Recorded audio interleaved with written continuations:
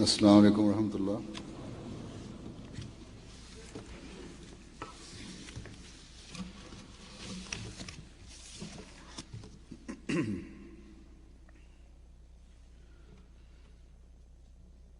اشہد ان لا الہ الا اللہ وحدہ لا شریک لہ واشہد ان محمدا عبدہ ورسولہ اما بعد فاعوذ باللہ من الشیطان الرجیم بسم اللہ الرحمن الرحیم الحمد للہ رب العالمین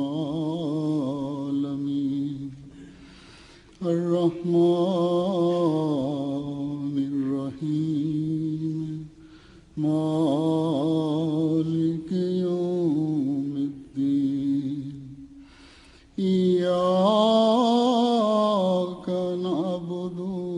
وإیاک نستعین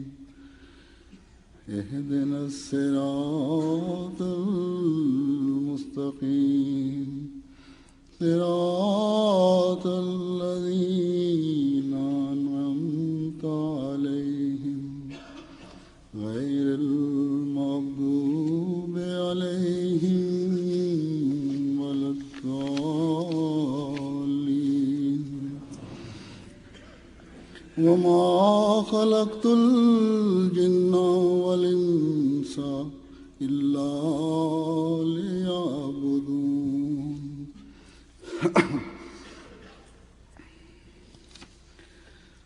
اور میں نے جن و انس کو پیدا نہیں کیا مگر اس غرض سے کہ وہ میری عبادت کریں۔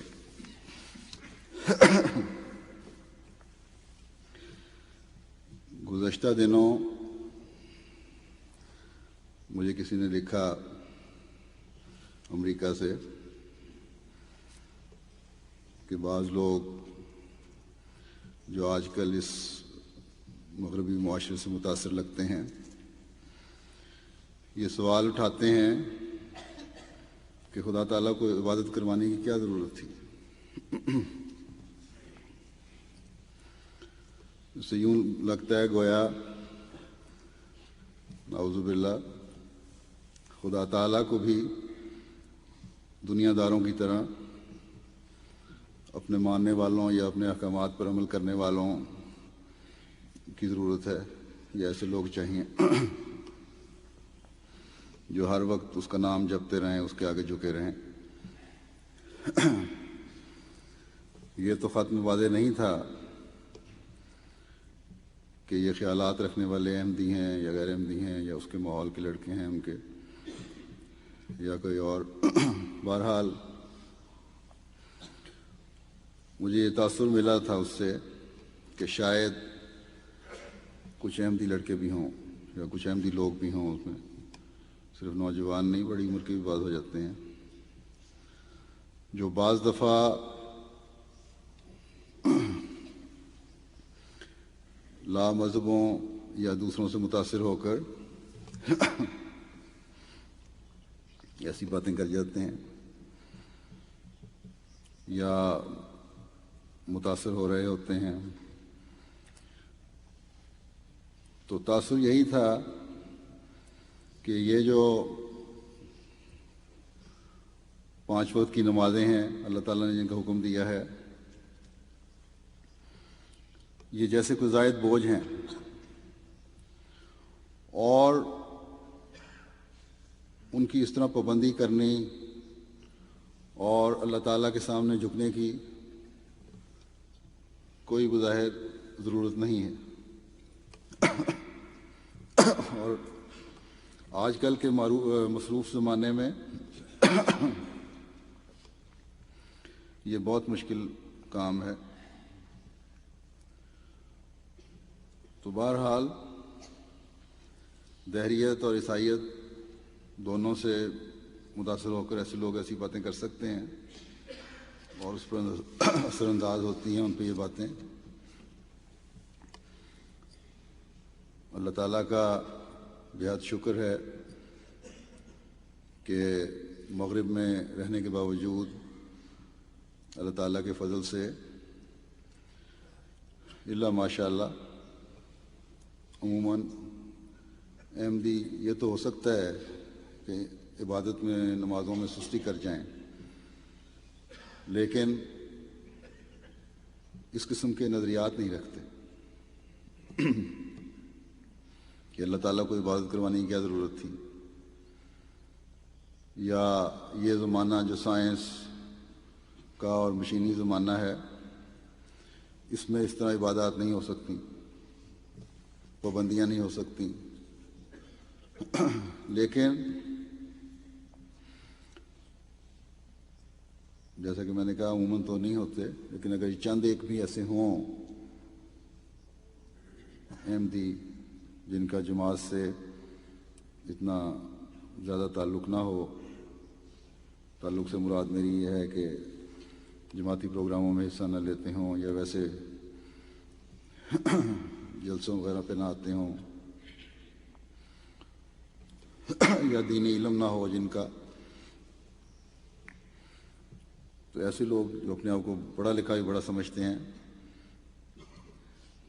یہ لوگ ایسی باتیں کر جاتے ہیں. اپنے ماحول میں اس قسم کی باتوں سے برائی کا بیج بو سکتے ہیں یا بعض دفعہ جیسا کہ میں نے کہا کہ جو لامذہب قسم کے لوگ ہوتے ہیں وہ بھی ماحول پر اثر انداز ہو رہے ہوتے ہیں، اور کیونکہ برائی کے جال میں انسان بڑی جلدی پھنستا ہے اس لیے بہرحال فکر بھی پیدا ہوتی ہے کہ ایسے معاشرے میں جہاں مادیت زیادہ ہو، مغربی معاشرے میں، اس قسم کی باتیں کہیں اوروں کو بھی اپنی لپیٹ میں نہ لے لیں. تو اس وجہ سے اس موضوع کو میں نے لیا یہ. لیکن کچھ کہنے سے پہلے ذیلی تنظیموں خدام الاحمدیہ اور لجنہ مائلہ کی بھی یہ ذمہ داری ہے کہ وہ بھی اپنے ماحول میں جائزہ لیتے رہیں. عموماً جو احمدی کے لانے والے ہیں ان تک ان کی پہنچ ہونی چاہیے، جو دور ہٹے ہوئے ہیں نوجوان کو قریب لانا چاہیے تاکہ اس قسم کی ذہنیت یا اس قسم کی باتیں ان کے ذہنوں سے نکلیں.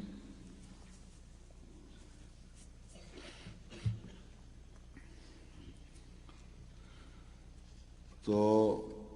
جیسا کہ یہ تلاوت ابھی جو میں نے آیت کی ہے اس کا ترجمہ بھی سن لیا آپ نے. اس میں اللہ تعالیٰ نے یہی فرمایا ہے بڑا واضح طور پر کہ میں نے جن و انس کو عبادت کی غرض سے پیدا کیا ہے.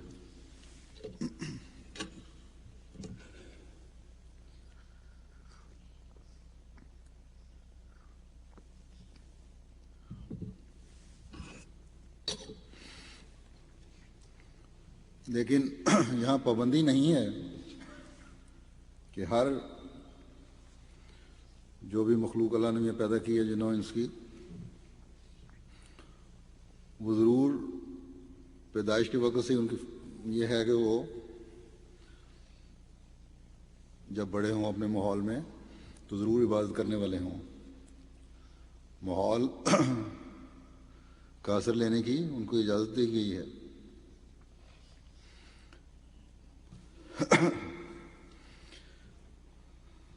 باوجود اس کے کہ پیدائش کا مقصد یہی ہے کہ عبادت کرنے والا ہو اور عبادت کی جائے، لیکن ساتھ ہی جیسا کہ میں نے کہا شیطان کو بھی کھلی چھٹی دے دی کہ ماحول کو بھی کھلی چھٹی دے دے کہ وہ بھی اثر انداز ہو سکتا ہے. تو فرمایا کہ جو میرے بندے بننا چاہیں گے، میرا قرب پانا چاہیں گے، وہ بہرحال اپنے ذہن میں یہ مقصد رکھیں گے کہ انہوں نے اللہ تعالیٰ کے احکامات کے مطابق عبادت کرنی ہے، اور اب کیونکہ ایک مسلمان کے لیے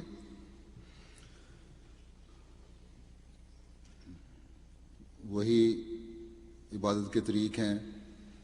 جو آن حضرت صلی اللہ علیہ وسلم نے ہمیں بتائے ہیں، اسی شریعت پہ ہمیں چلنا ہے جو آن حضرت صلی اللہ علیہ وسلم لے کے آئے ہیں۔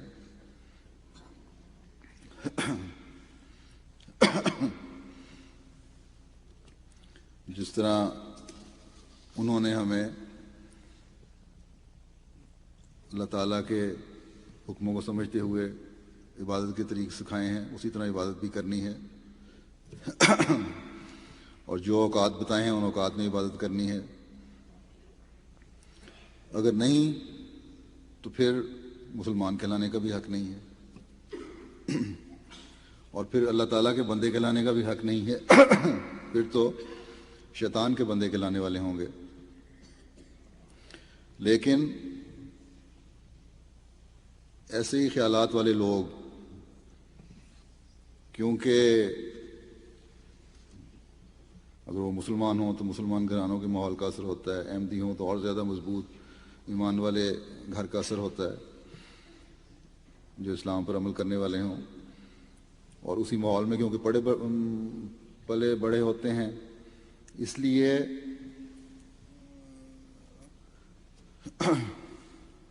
جب بھی کوئی مشکل ان کو پڑتی ہے، جب بھی کسی مصیبت میں گرفتار ہوتے ہیں، تو دعا کی طرف توجہ بھی ان کی پیدا ہوتی ہے، اور پھر دعا کے لیے کہتے بھی ہیں، باوجود اس کے کہ اعتراض کرنے کے کہ عبادت کے بڑے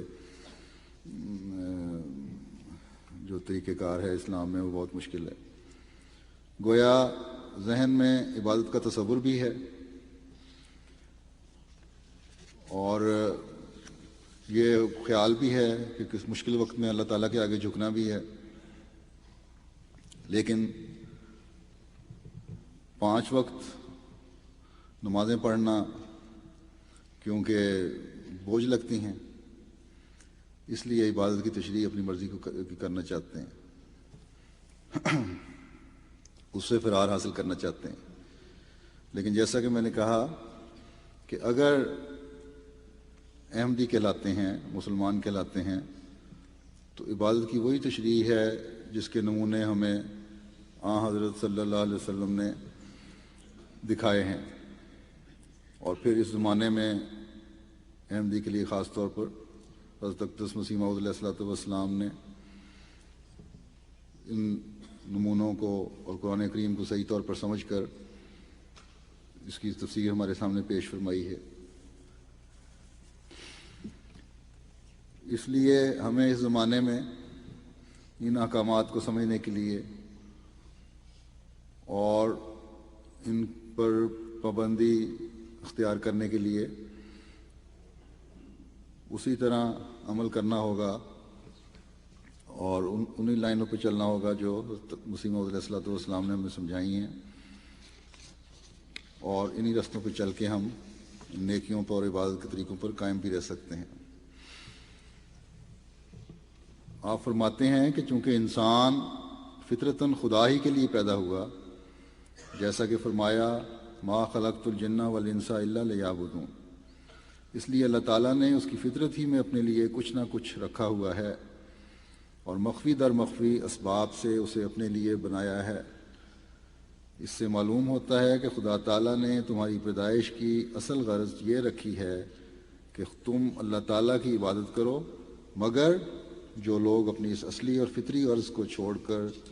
پروانوں کی طرح زندگی کی غرض صرف کھانا پینا اور سو رہنا سمجھتے ہیں، وہ خدا تعالیٰ کے فضل سے دور جا پڑتے ہیں، اور خدا تعالیٰ کی ذمہ داری ان کے لیے نہیں رہتی۔ وہ زندگی جو ذمہ داری کی ہے یہی ہے کہ ما خلقت الجن والانس الا لیعبدون، یعنی اللہ تعالیٰ کی ذمہ داری بھی اس وقت ہے جب اس کے احکامات پر عمل کرو گے اور اس کی عبادت کرو گے۔ تو فرمایا کہ وہ زندگی جو ذمہ داری کی ہے یہی ہے کہ ما خلقت الجن والانس الا لیعبدون، پر ایمان لا کر زندگی کا پہلو بدل لے موت کا اعتبار نہیں۔ تم اس بات کو سمجھ لو کہ تمہارے پیدا کرنے سے خدا تعالیٰ کی غرض یہ ہے کہ تم اس کی عبادت کرو اور اس کے لیے بن جاؤ، دنیا تمہاری مقصود بالذات نہ ہو۔ میں اس لیے بار بار اس امر کو بیان کرتا ہوں کہ میرے نزدیک یہی ایک بات ہے جس کے لیے انسان آیا ہے، اور یہی بات ہے جس سے وہ دور پڑا ہوا ہے۔ میں یہ نہیں کہتا کہ تم دنیا کے کاروبار چھوڑ دو، بیوی بچوں سے الگ ہو کر کسی جنگل یا پہاڑ میں جا بیٹھو۔ اسلام اس کو جائز نہیں رکھتا، اور رہبانیت اسلام کا منشا نہیں۔ اسلام تو انسان کو چست، ہوشیار اور مستعد بنانا چاہتا ہے۔ اس لیے میں تو کہتا ہوں کہ تم اپنے کاروبار کو جدوجہد سے کرو۔ حدیث میں آیا ہے کہ جس کے پاس زمین ہو وہ اس کا تردد نہ کرے تو اس سے مواخذہ ہوگا۔ پس اگر کوئی اس سے یہ مراد لے کہ دنیا کے کاروبار سے الگ ہو جاوے، وہ غلطی کرتا ہے۔ نہیں، اصل بات یہ ہے کہ سب کاروبار جو تم کرتے ہو اس میں دیکھ لو کہ خدا تعالیٰ کی رضا مقصود ہو، اور اس کے ارادے سے باہر نکل کر اپنی اغراض اور جذبات کو مقدم نہ کرنا۔ تو آپ نے بڑی وضاحت سے فرمایا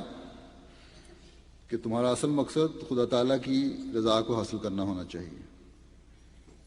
کیونکہ فطرت تسیہ یہی ہے، جو انسان کی فطرت ہے، جس پہ پیدا کیا گیا وہ یہی ہے کہ انسان اپنے پیدا کرنے والے کی طرف جھکے۔ لیکن اگر اس کی عبادت نہیں کرتے، اس کے آگے نہیں جھکتے، تو پھر اللہ تعالیٰ بھی پابند نہیں کہ مشکلات میں یا تکلیف میں ضرور ان کی مدد کو آئے اور ان پر اپنا فضل فرمائے جو اس کی عبادت نہیں کرتے۔ بس اگر اس کا فضل حاصل کرنا ہے تو اس کی عبادت بھی کرنی ہوگی۔ فرمایا تمہارے دنیاوی کام کاج ہیں ان کو بھی کرو، ملازمتیں بھی کرو، کاروبار بھی کرو، ذمہ دار ہو تو ذمہ داری بھی کرو، لیکن تمہارا مقصد بہرحال اللہ تعالیٰ کی رضا کو حاصل کرنا ہونا چاہیے، اور اس کی رضا اس کی عبادت میں ہے، اللہ تعالیٰ کی رضا اس کی عبادت میں ہے۔ عام دنیاوی معاملات میں بھی جب انسان کسی چیز کا مالک ہو تو اسے اپنی مرضی کے مطابق استعمال کرنا چاہتا ہے۔ ملازم بھی رکھتا ہے تو اس کو یہی حکم ہوتا ہے کہ تم نے میرے بتائے ہوئے طریق پر کام کرنا ہے اور کسی دوسرے کی بات نہیں ماننی۔ تو اللہ تعالیٰ جو رب بھی ہے، مالک بھی ہے، معبود بھی ہے، اس کی بات ماننے سے ہمیں کیوں اعتراض پیدا ہوتا ہے؟ اس بارے میں کچھ وضاحت تفصیل سے میں مسلم رضی اللہ عنہ نے بھی کی ہے۔ آپ فرماتے ہیں کہ بظاہر یہ تعلیم، یہ ان لوگوں کا اعتراض جو کہتے ہیں کہ خدا تعالیٰ نے اپنی عبادت کے لیے بنایا، اس لیے وہ چاہتا ہے کہ بندے صرف عبادت کریں، اس کی کوئی خواہش ہے، تو اس اعتراض کا بھی جواب دیا اس میں کہ بظاہر یہ تعلیم کہ خدا تعالیٰ نے بندے کو صرف اپنی عبادت کے لیے پیدا کیا ہے خود غرضانہ معلوم دیتی ہے، اور ایسا معلوم ہوتا ہے کہ گویا اللہ تعالیٰ بندے کی عبادت کا محتاج ہے۔ لیکن اگر قرآن پر غور کریں، اگر قرآن پر غور کیا جائے تو حقیقت بالکل مختلف نظر آتی ہے، کیونکہ قرآن کریم بوضاحت بیان فرماتا ہے کہ اللہ تعالیٰ بندے کی عبادت کا محتاج نہیں ہے۔ چنانچہ سورہ عنکبوت رکوع اول میں ہے کہ ومن جاہدہ فإنما یجاہد لنفسہ ان اللہ لغنی عن العالمین، یعنی جو شخص کسی قسم کی جدوجہد روحانی ترقی کے لیے کرتا ہے وہ خود اپنے نفس کے فائدے کے لیے ایسا کرتا ہے، ورنہ اللہ تعالیٰ تمام مخلوقات اور ان کی ہر قسم کے افعال سے غنی ہے۔ اللہ تعالیٰ تو غنی ہے، اس کو کسی چیز کی حاجت نہیں ہے، بندہ کیا کرتا ہے کیا نہیں کرتا۔ آگے ایک اس بارے میں تفصیلی حدیث بھی میں بیان کروں گا۔ جو کچھ کرتا ہے اپنے فائدے کے لیے انسان کرتا ہے۔ تو اسی طرح سورہ حجرات میں فرماتا ہے کہ کل لا تمنو علیہ اسلامکم بل اللہ یمن علیکم ان ہداکم، یعنی مذہب اسلام کو قبول کر کے رسول کریم صلی اللہ علیہ وسلم پر احسان نہیں، یعنی مذہب اسلام کو قبول کر کے رسول کریم صلی اللہ علیہ وسلم پر احسان نہیں، نہ خدا تعالیٰ پر ہے، بلکہ اللہ تعالیٰ کا احسان ہے کہ اس نے وہ طریق بتایا جو لوگوں کی ترقی اور کامیابی کا موجب ہے۔ پس عبادت قرآن کریم کی روح سے خود بندے کے فائدے کے لیے ہے، اور اس کی یہ وجہ ہے کہ عبادت چند ظاہری حرکات کا نام نہیں ہے، بلکہ ان تمام ظاہری اور باطنی کوششوں کا نام ہے جو انسان کو اللہ تعالیٰ کی صفات کا مظہر بنا دیتی ہیں، کیونکہ عبد کے معنی اصل میں کسی کے نقش کے قبول کرنے اور پورے طور پر اس کے منشا کے ماتحت چلنے کے ہوتے ہیں، اور یہ ظاہر ہے کہ جو شخص کامل طور پر اللہ تعالیٰ کی منشا کے ماتحت چلے گا، الہی صفات کو اپنے اندر پیدا کر لے گا اور ترقی کے اعلیٰ مدارج کو حاصل کر لے گا، تو یہ امر خود اس کے لیے نفع رساں ہوگا، نہ کہ اللہ تعالیٰ کے لیے۔ بائبل میں جو یہ لکھا ہے کہ آدم کو اللہ تعالیٰ نے اپنی شکل پر پیدا کیا، تو در حقیقت اس میں بھی اس امر کی طرف اشارہ ہے کہ انسان کو اس لیے پیدا کیا گیا کہ وہ اللہ تعالیٰ کی صفات کو اپنے اندر پیدا کر سکے، ورنہ اللہ تعالیٰ تمام شکلوں میں پاک ہے۔ پس عبادت پر زور دینے کے محض یہ معنی ہے کہ اللہ تعالیٰ کے وجود کو اپنی آنکھوں کے سامنے رکھو، کیونکہ کامل تصویر تبھی کھینچی جا سکتی ہے جب اس وجود کا نقشہ ذہن میں موجود ہو جس کی تصویر لینی ہو، اور عبادت اللہ تعالیٰ کی صفات کو سامنے رکھنے اور ان کا نقش اپنے ذہن پر جمانے ہی کا نام ہے، جس میں انسان کا فائدہ ہے، نہ کہ اللہ تعالیٰ کا۔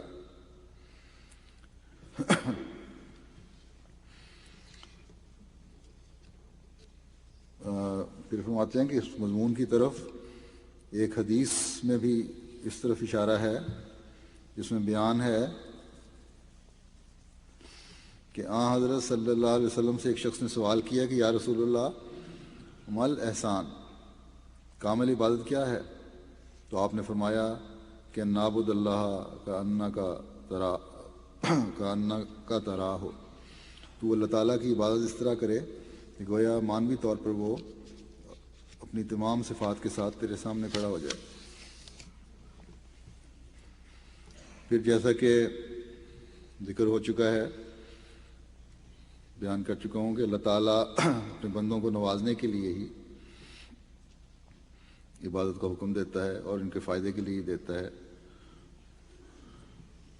اس بارے میں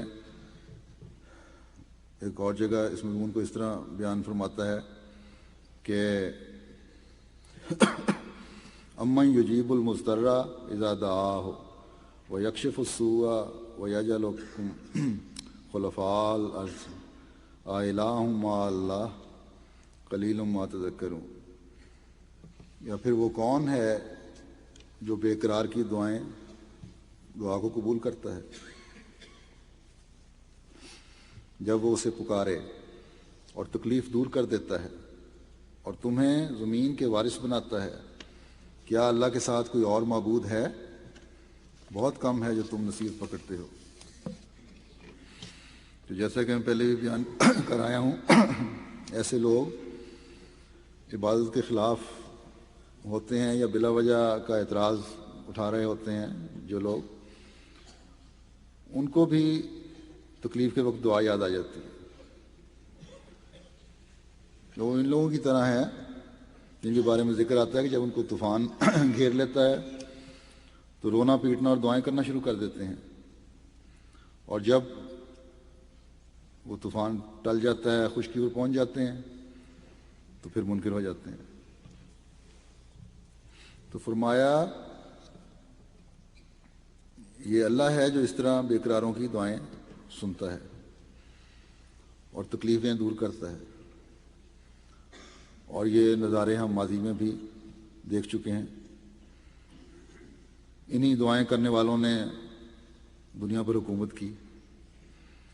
اور اللہ تعالیٰ نے ان کو زمین کا وارث بنایا۔ اس لیے تمہارے لیے بھی یہی حکم ہے کہ اگر عبادتیں کرتے رہو گے تو اللہ تعالیٰ کے انعاموں سے بھی حصہ پاتے رہو گے۔ دیکھ لیں جب عبادتوں کے معیار کم ہونے شروع ہو گئے تو آہستہ آہستہ مسلمانوں کا رعب بھی ختم ہوتا رہا، اور آج ہر طاقتور قوم جو ہے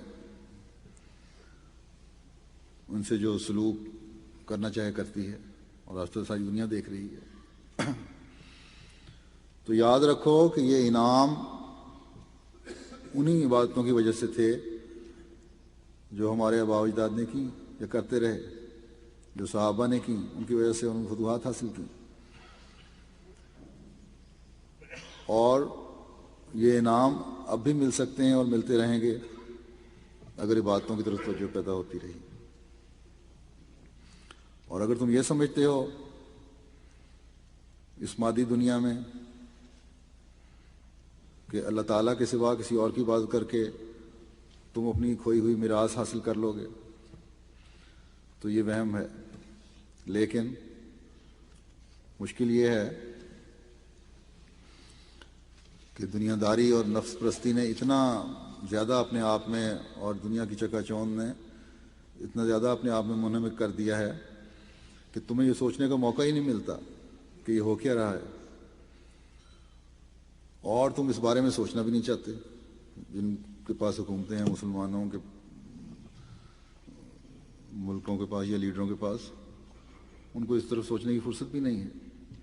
نہ یہ سوچنا چاہتے ہیں۔ اور یہ سب جیسا کہ میں نے کہا یہ دنیا داری ہی ہے، یہ باتوں میں کمی ہی ہے جس نے مسلمان امت مسلمہ کی یہ حالت کر دی ہے، یہاں تک پہنچا دی ہے۔ بس یہ سوال اٹھانے کے بجائے کہ اللہ کو عبادتوں کی کیا ضرورت ہے اور عبادت مشکل ہے اور اس زمانے میں اس طرح ادائیگیاں نہیں ہو سکتی، ہر احمدی مسلمان اور ہر دوسرے مسلمان کو، بلکہ ہر احمدی مسلمان ہر دوسرے مسلمان کو یہ سمجھائے، ہر ایک کو یہ سمجھائے، ہر دوسرے کو سمجھائے کہ یہ کھوئی ہوئی شان اگر دوبارہ حاصل کرنی ہے تو پھر عبادتوں کی طرف توجہ دو، اللہ تعالیٰ کے احکامات پر عمل کرو، کیونکہ مسلمان کہلا کر اللہ تعالیٰ کی عبادت نہ کر کے ہم اس کے انعاموں کے وارث نہیں بن سکتے۔ یاد رکھو یہی مسلمان کی شان ہے، اور یہی ایک احمدی کی بھی شان، پہچان اور شان ہونی چاہیے اور ہے کہ اس کی اللہ تعالیٰ کی عبادت کرنے والا ہو، اور یہی عبادتیں ہیں جو اسے عاجزی میں بھی بڑھائیں گی، اور یہی عاجزی ہے جو پھر اسے اللہ تعالیٰ کا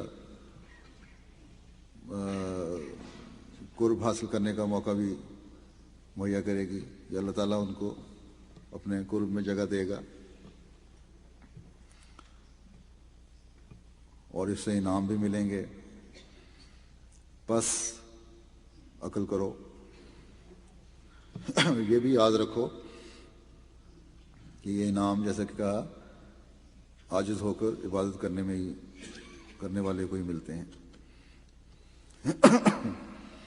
اور پھر یہ کہ عبادتیں کرنے والے تھکتے بھی نہیں ہیں، عبادتوں میں بے صبرے بھی نہیں ہو جاتے، یہ سوال بھی نہیں اٹھاتے کہ 5 وقت کی نمازیں پڑھنی مشکل ہیں، بلکہ اپنی پیدائش کے مقصد کو پہچانتے ہوئے خدا تعالیٰ کے سامنے جھکے رہتے ہیں، جیسے کہ فرماتا ہے وَلَهُ مَنْ فِي السَّمَاوَاتِ وَالْأَرْضِ وَمَنْ عِنْدَهُ لَا يَسْتَكْبِرُونَ عَنْ عِبَادَتِهِ وَلَا يَسْتَحْسِرُونَ، اور اسی کا ہے جو آسمانوں اور زمین میں ہے، اور جو اس کے حضور رہتے ہیں وہ اس کی عبادت کرنے میں استکبار سے کام نہیں لیتے اور نہ کبھی تھکتے ہیں۔ تو جب آسمانوں اور زمین میں ہر چیز اسی کی ہے تو پھر اس سے زیادہ کون اہم ہے جس کی طرف توجہ دینے کی ضرورت ہے؟ ہر عقل مند انسان اس طرف زیادہ راغب ہوگا جہاں اس کو زیادہ فائدہ نظر آتا ہوگا۔ دنیاوی معاملات میں تو ہر کوئی فائدہ دیکھتا ہے، لیکن اللہ کے معاملے میں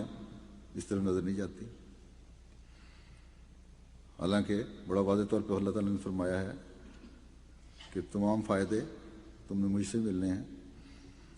اور میری طرف ہی جھکو، عبادت کرو، تکبر کو چھوڑو۔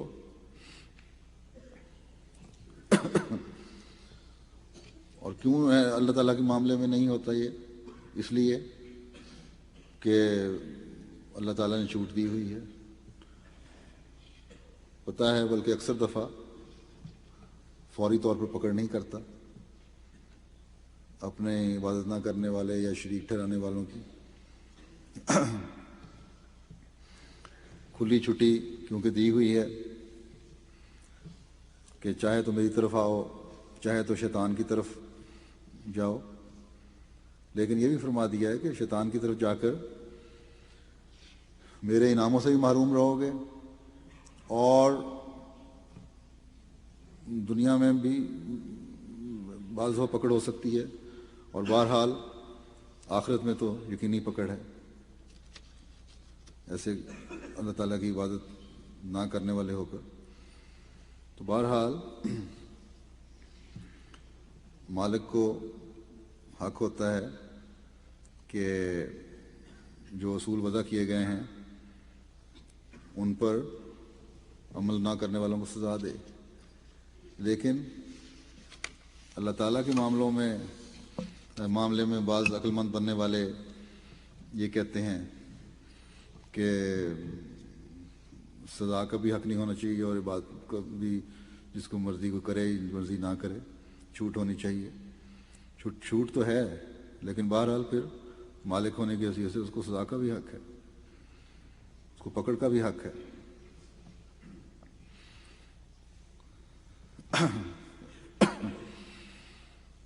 اس پر اعتراض ہو جاتا ہے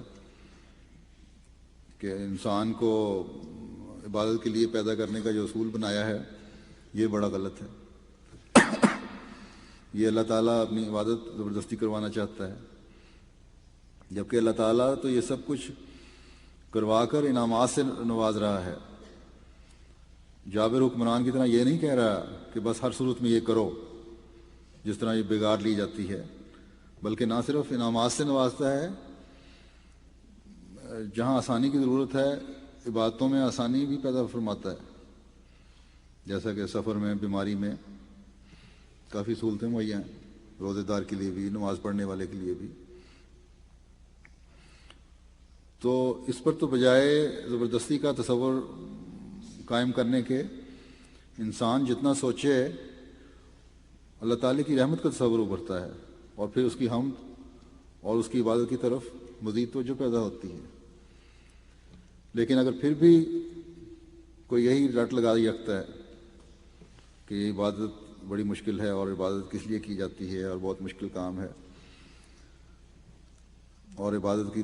طرف نہیں آتا اور بے عقلوں کی طرح صرف دلیلیں دیے چلا جاتا ہے، اور وہ بھی اٹھ پٹانگ دلیلیں،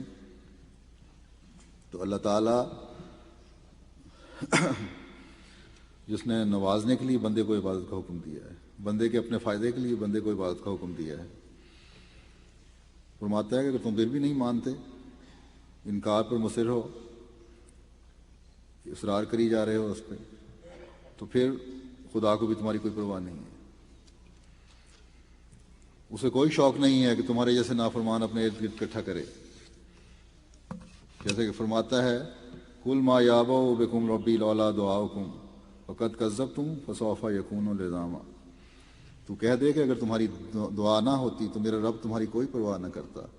بس تم اسے جھٹلا چکے ہو، سو ضرور اس کا وبال تم سے چمٹ جانے والا ہے۔ بس واضح ہو گیا کہ دعاؤں کی عبادت کی اللہ کو ضرورت نہیں ہے، بلکہ تمہیں ضرورت ہے۔ بس اگر تم انکار پر تلے بیٹھے ہو تو خدا تعالیٰ کو بھی تمہاری کوئی پرواہ نہیں ہے، اب سزا کے لیے تیار ہو جاؤ، یہ بہرحال اس کا حق ہے، وہ مالک ہے۔ حضرت اقدس مسیح موعود علیہ السلام فرماتے ہیں کہ کامل عابد وہی ہو سکتا ہے جو دوسروں کو فائدہ پہنچائے، لیکن اس آیت میں اور بھی صراحت ہے، اور یہ آیت ہے اسی کی کہ کل ما یابو بکم ربی لولا دعاؤکم، یعنی ان لوگوں کو کہہ دو کہ اگر تم لوگ رب کو نہ پکارو تو میرا رب تمہاری پرواہی کیا کرتا ہے. یا دوسرے الفاظ میں یوں کہہ سکتے ہیں کہ وہ عابد کی پرواہ کرتا ہے، جو عبادت کرنے والا ہے اس کی بات مانتا ہے، اس کے لیے کھڑا ہوتا ہے، دشمن سے اس کو محفوظ رکھتا ہے. پھر آپ فرماتے ہیں اپنی ایک رویا کا ذکر کرتے ہوئے کہ انسان کی پیدائش کی اصل غرض تو عبادت الہی ہے، لیکن اگر وہ اپنی فطرت کو خارجی اسباب اور بیرونی تعلقات سے تبدیل کر کے بیکار کر لیتا ہے، یعنی عبادت کی غرض تو یہی ہے، لیکن اگر ماحول کا اثر اور اپنے اس پہ پڑ گیا اور اس نے اس کو اپنی فطرت کی جو علم یعنی فطرت میں رکھی تھی اس کی چیز اس کو بیکار کر لیا اور ضائع کر دیا، تو خدا تعالیٰ اس کی پرواہ نہیں کرتا. اسی کی طرف یہ آیت اشارہ کرتی ہے، کل ما یابو بکم ربی لولا دعاؤکم. میں نے ایک بار پہلے بیان کیا تھا کہ میں نے ایک رویا میں دیکھا کہ میں ایک جنگل میں کھڑا ہوں، شرقاً غرباً اس میں ایک بڑی نالی چلی گئی ہے. اس نالی پر بھیڑیں لٹائی ہوئی ہیں، بہت ساری بھیڑیں اس نالی پہ لٹائی ہوئی ہیں، اور ہر ایک قصاب کے جوہر کہ جو ہر ایک بھیڑ پر مسلط ہے، اور ہر بھیڑ کے اوپر ایک کسائی کھڑا ہے چھری لے کے، ہاتھ میں چھری ہے جو انہوں نے ان کی گردن پر رکھی ہوئی ہے، اور آسمان کی طرف منہ کیا ہوا ہے کہ حکم کیا ہے ان کے بارے میں. تو میں ان کے پاس ٹہل رہا ہوں. میں نے یہ نظارہ دیکھ کر سمجھا کہ یہ آسمانی حکم کے منتظر ہیں، تو میں نے یہی آیت پڑھی، کل ما یابا بکم ربی لولا دعاؤکم. یہ سنتے ہی ان قصابوں نے فی الفور چھریاں چلا دیں، یعنی ان کی گردنوں پر چھریاں پھیر دی، ذبح کر دیا، اور یہ کہا، ان بھیڑوں کو یہ کہا کسائیوں نے کہ تم ہو کیا؟ آخر گو کھانے والی بھیڑیں ہی ہو نا، گند کھانے والی بھیڑیں ہی ہو نا، اور تمہاری کوئی حیثیت نہیں ہے. تو غرض خدا تعالیٰ متقی کی زندگی کی پرواہ کرتا ہے اور اس کی بقا کو عزیز رکھتا ہے، اور جو اس کی مرضی کے برخلاف چلے وہ اس کی پرواہ نہیں کرتا اور اس کو جہنم میں ڈالتا ہے. اس لیے ہر ایک کو لازم ہے کہ اپنے نفس کو شیطان کی غلامی سے باہر کرے، جیسے کلوروفارم نیند لاتا ہے اور اسی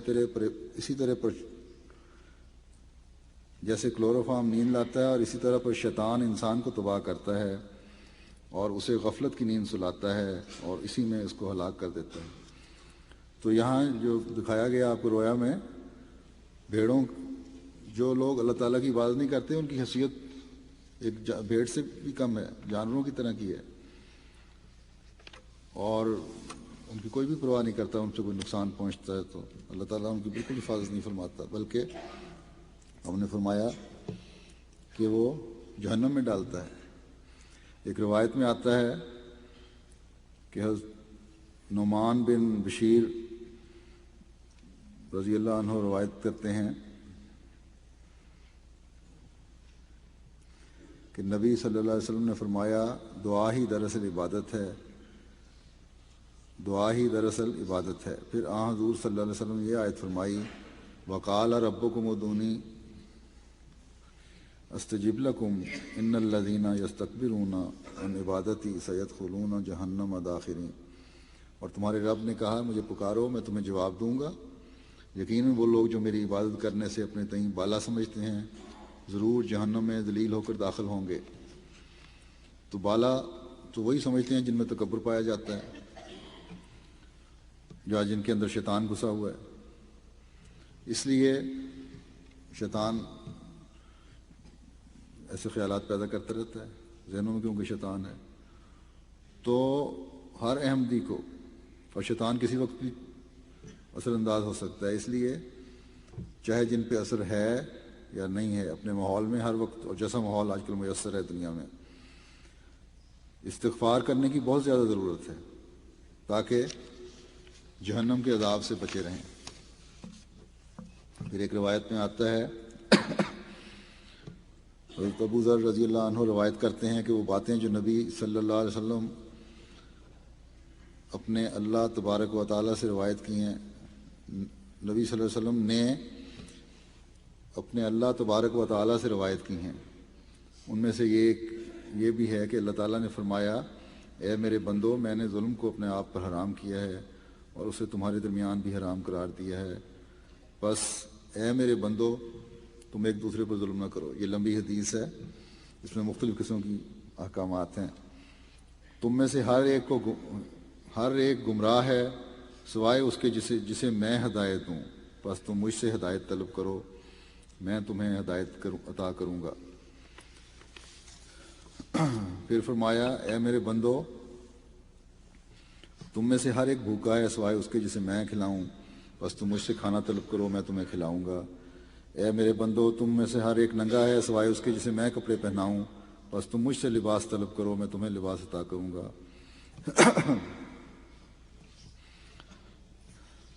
اور پھر فرمایا اے میرے بندو تم رات دن خطائیں کرتے ہو اور میں تمام گناہ بخشتا ہوں، بس تم مجھ سے بخشش طلب کرو، میں تمہیں تمہارے گناہ بخش دوں گا۔ اے میرے بندو، پھر عبادت کی طرف توجہ دلائی ہے اب یہاں، اے میرے بندو تم اس مقام پر نہیں پہنچ سکتے کہ مجھے نقصان پہنچاؤ اور نہ ہی تم ایسی حیثیت رکھتے ہو کہ مجھے نفع پہنچاؤ۔ تو بندے کو کوئی اختیار ہی نہیں ہے کہ اللہ تعالیٰ کو عبادت کر کے یا نہ کر کے نقصان یا نفع پہنچا سکے۔ اس کی آگے پھر وضاحت فرمائی کہ اے میرے بندو اگر تمہارے پہلے اور تمہارے پچھلے، تمہارے عوام اور تمہارے خواص تم میں سے ایک انتہائی متقی دل رکھنے والے شخص کی طرح ہو جائیں تو یہ میرے سلطنت میں کچھ بھی اضافہ نہ کر سکے گا۔ اور اے میرے بندو اگر تمہارے پہلے اور تمہارے پچھلے، تمہارے عوام اور تمہارے خواص تم میں سے انتہائی فاجر دل رکھنے والے شخص کی طرح ہو جائیں تو اس سے میری سلطنت میں کوئی کمی واقع نہیں ہوگی۔ اے میرے بندو اگر تمہارے پہلے اور تمہارے پچھلے، تمہارے عوام اور تمہارے خواص ایک میدان میں کھڑے ہو جائیں اور مجھ سے مانگنے لگیں اور میں ہر شخص کو اس کی مطلوبہ اشیاء عطا کر دوں تو بھی جو کچھ میرے پاس ہے اس میں سے کچھ بھی کمی کرنے کا باعث نہ ہوگا سوائے اس کے جتنا سوئی کو سمندر میں ڈال کر نکالنے سے کمی واقع ہوتی ہے۔ اور اے میرے بندو یہ تمہارے اعمال ہیں جو میں تمہاری خاطر شمار کرتا ہوں،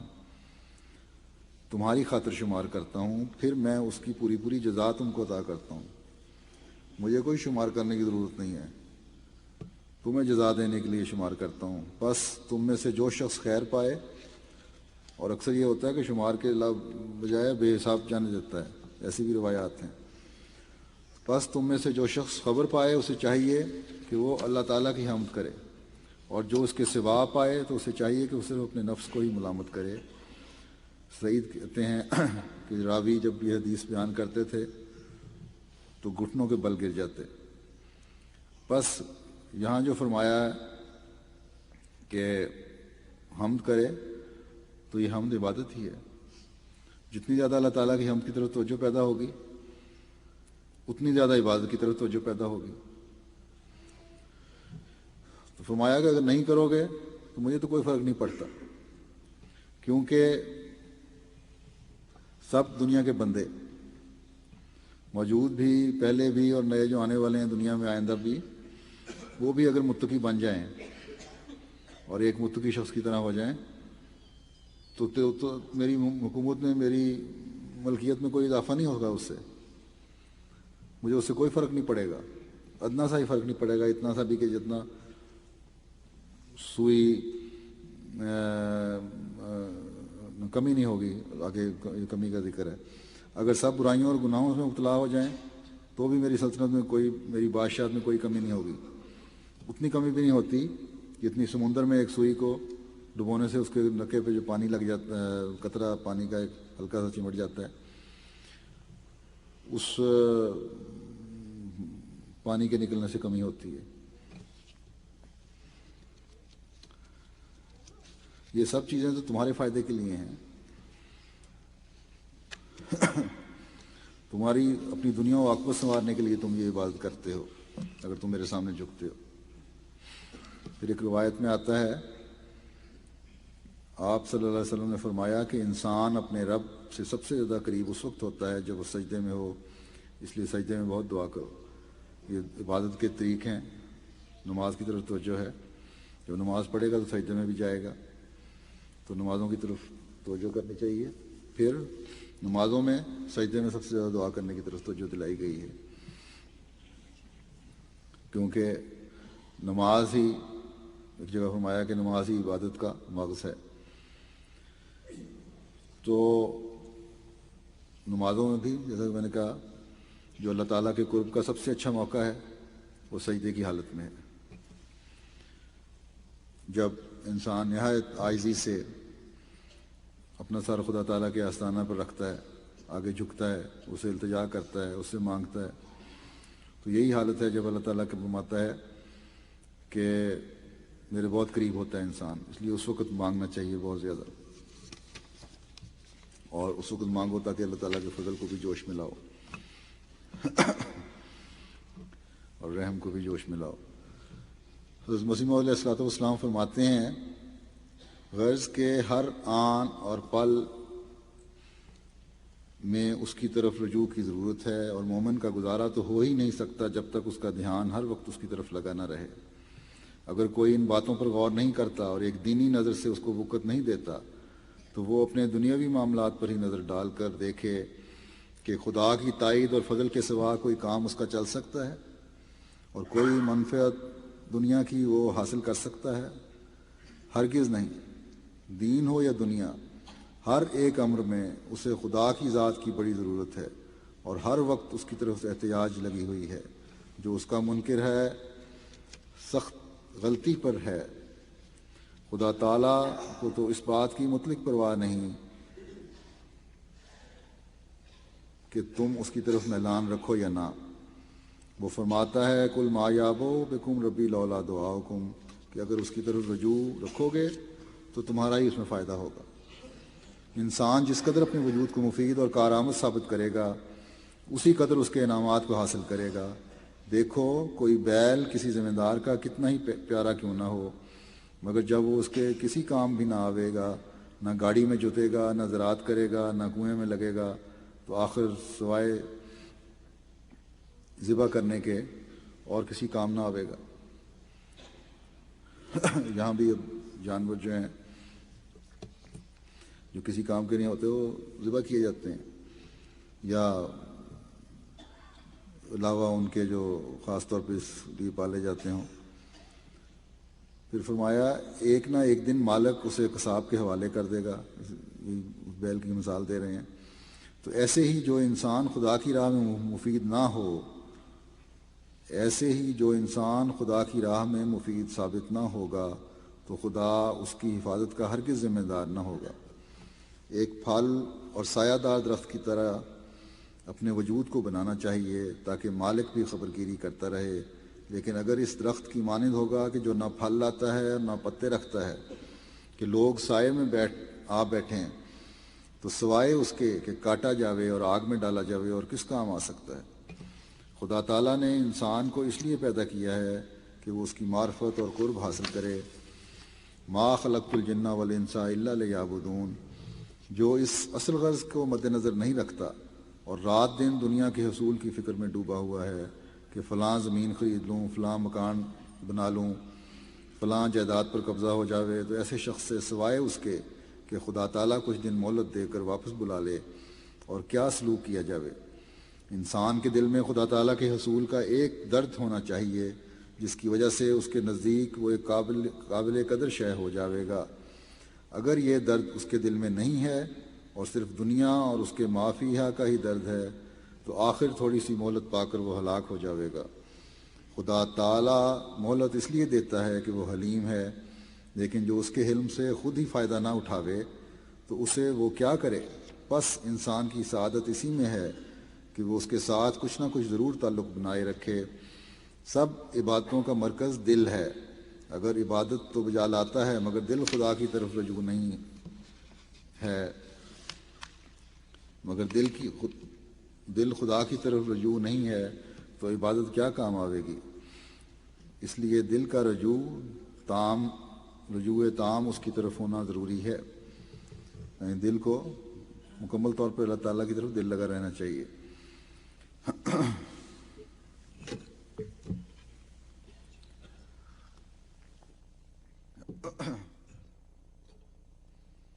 اللہ تعالیٰ ہمیں ہمیشہ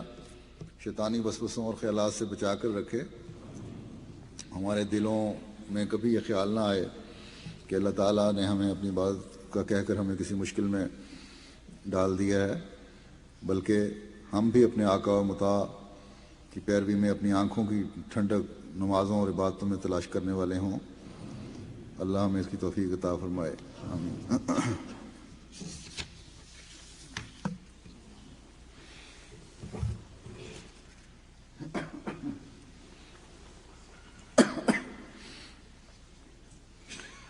الحمد لله نحمده ونستعينه ونستغفره ونؤمن به ونتوكل عليه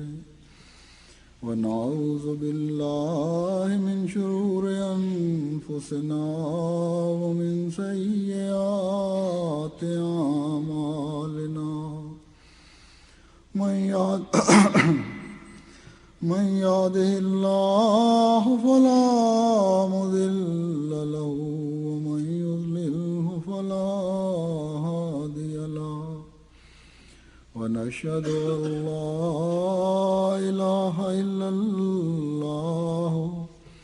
ونشهد أن محمدا عبده ورسوله. عباد الله رحمكم الله إن الله يأمر بالعدل والإحسان وإيتاء ذي القربى وينهى عن الفحشاء والمنكر والبغي يعظكم لعلكم تذكرون. اذكروا الله يذكركم وادعوه يستجب لكم